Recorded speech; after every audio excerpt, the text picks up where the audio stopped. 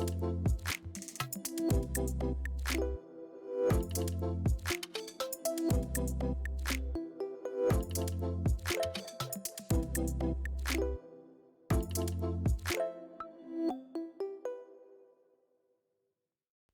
friends, we're glad to come to you with a brand new episode of Affirming Methodism, Embracing Diversity and Inclusion. We started this podcast because we care about the church and a vital expression of Christian faith today. We want to see the church becoming more inclusive and affirming, and it's our conviction God does too, as evidenced by the ministry of Jesus. We are your hosts, Brittany Bethel and Pastor Marianne Romanat. We serve together at Light of Christ UMC in Charlotte, North Carolina. So we come at the question of what could and should the church be from a Wesleyan perspective in terms of theology and practice. Affirming Methodism is a safe space where we listen, learn, and explore together. We know we need to listen to one another and become a vital church. We are intrigued and encouraged by the practice of open table, and we see this practice as a model for what everything about church could look like. It is our hope that through these episodes, we can foster an environment of dialogue and understanding. That's right. And in each episode of this podcast, we're engaging in conversations that challenge our assumptions, expand our knowledge, and encourage growth.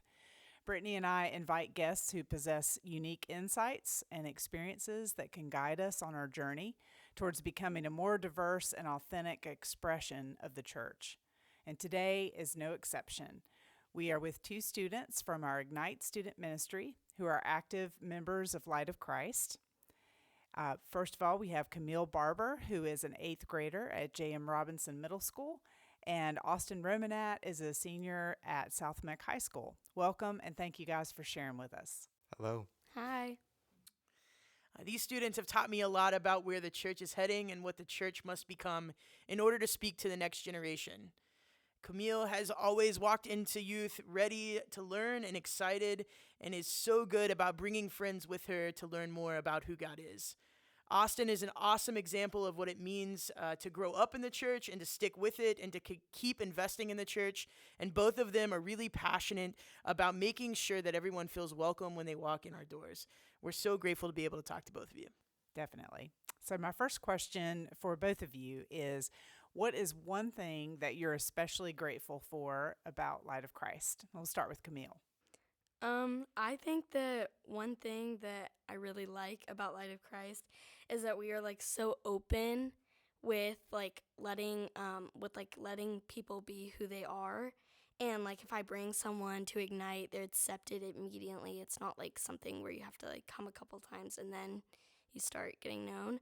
And if I or my parents brought someone to church, they can receive communion, or they're just part of the community immediately, even if they aren't Christian or aren't part of the church officially. All right, that's great. What about you, Austin? What are you grateful for? I'm grateful for how every member of the church really reaches out to new people and to strengthen the relationships with the people who are already here and joining. And I'm also proud of the responsibilities that the youth have taken. That is very true. All right, so then the follow-up question is, what's one thing that you think Light of Christ could do better so that more young people would want to be part of the church?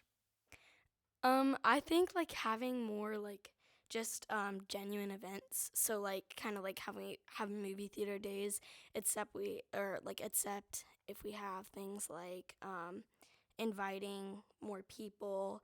I remember a year ago we did these plants that had our information on it, something like that. Or I think going out to dinner or ordering pizza or something like that I feel young people are want to come, and it seems exciting to them.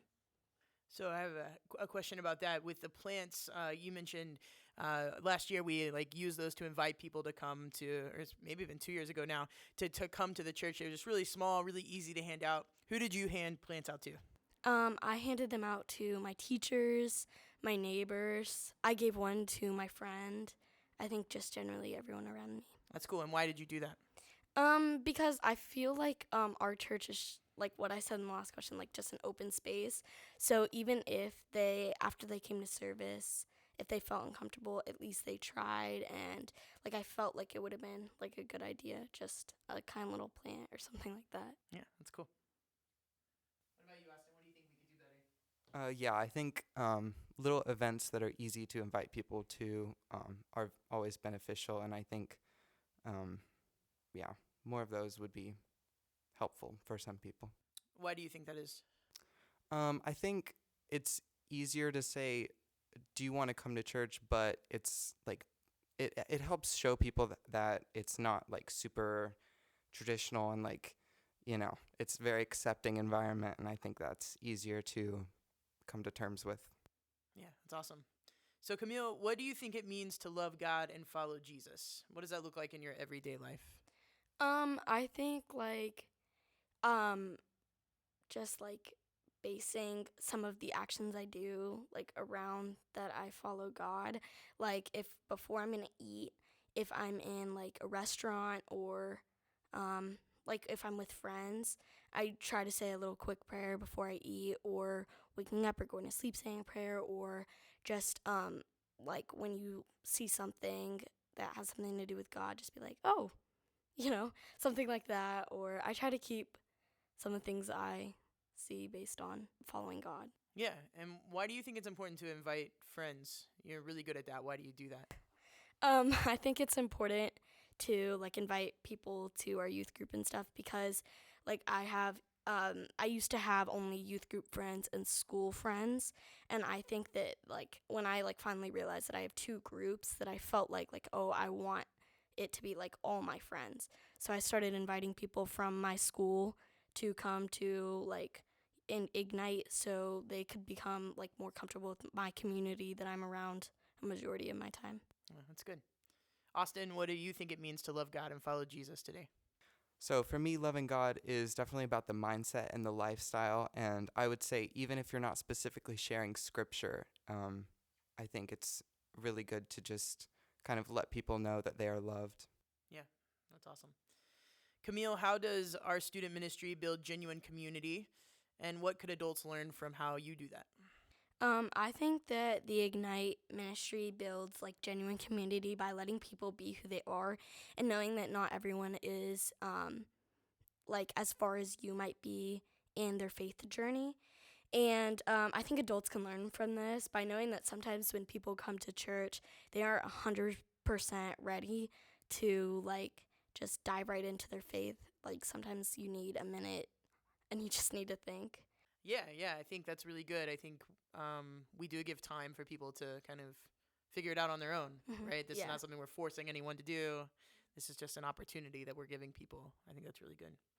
Austin, how do you think the church, not just Light of Christ, but the whole church, can move towards a hopeful future? I think having more of an open, I know this sounds kind of broad, but more of an open, accepting mindset can really help other people feel accepted and just let them know that they have a place here. How have you seen that openness change this youth group in the last 3 to 5 years? Well, I know my friend group has definitely expanded, and I think it's kind of becoming a thing where it can be constantly expanding, and it doesn't have to just be like your close circle of friends. You can kind of just be around and enjoy the time with anyone. Yeah, that's good. So overall, why do you think students are hesitant to come to the church? I think that students are hesitant to come to the church because I think there's been like a view around church on how sometimes it can be this like place where you are judged and you're not like welcomed immediately. And I have friends who I invited and they've just been like, oh no, like I don't know if I could do that. Like I'm not Christian or things like that. And I think, I think that sometimes people view church as a judgmental place. What do you think, Austin? Yeah, I think the church is a place where people think they have to be perfect or have to be striving for perfection to become a part of. And of course, that's not true. And I think if we show them that it's a place where we're building each other up and showing each other how to be more like Jesus, I think that would be really beneficial and help people come to church. Yeah, I think we have this theater troupe that's meeting at our church right now, and A lot of them were really nervous to be in a church as a whole because they were afraid their lifestyle or their decisions or their identity would be judged. And I'm just grateful to serve in a place where that's not true, where they can come and be fully themselves and express themselves artistically and creatively in a safe place.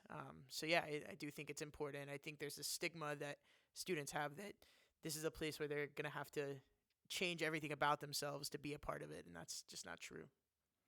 Yeah, and I think that you've been very intentional, Brittany, in helping students to see how important it is to be intentional when someone new walks in, right? People aren't just going to automatically feel welcome. I mean, you guys, I've seen students in this church at Ignite on Wednesday nights surround a new student, and not in an uncomfortable way, but in a really kind way. Like, we want to get to know you. Tell us about yourself. And it's been very positive. How do y'all feel about that? Do you feel like that's gone well? Yeah, I think I have seen that happen. I brought a new friend in, and I felt like people walked up to her and asked her, like, oh, what's your name and stuff. And I recently went on a youth group trip and I brought two of my quote-unquote school friends, and they, afterwards, they were like, I love this so much. I can't wait to come back next year. Like, I felt so welcomed because just everyone just wanted to get to know them and wanted them to be a part of things that they were doing. That sounds like a hopeful way forward for the church to me.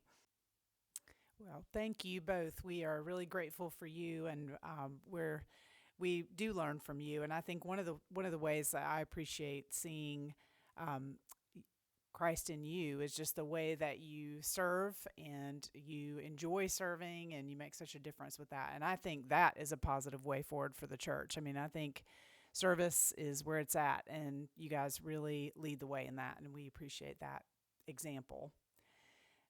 It's just so important to listen to the voices of our students and learn from them, and our students show us what it means to come, grow, and go as disciples of Jesus, and that's our mission statement here. This podcast, Affirming Methodism, Embracing Diversity and Inclusion, is our way of exploring the future of the church with you.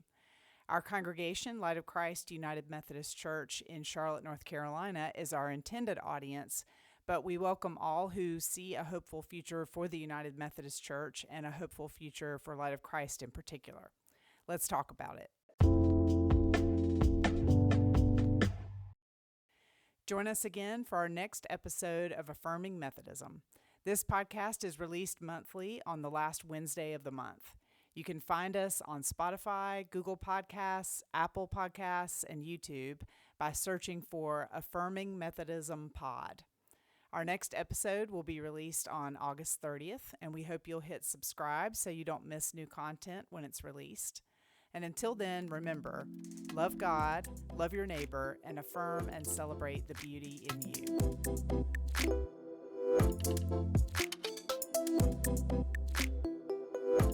you.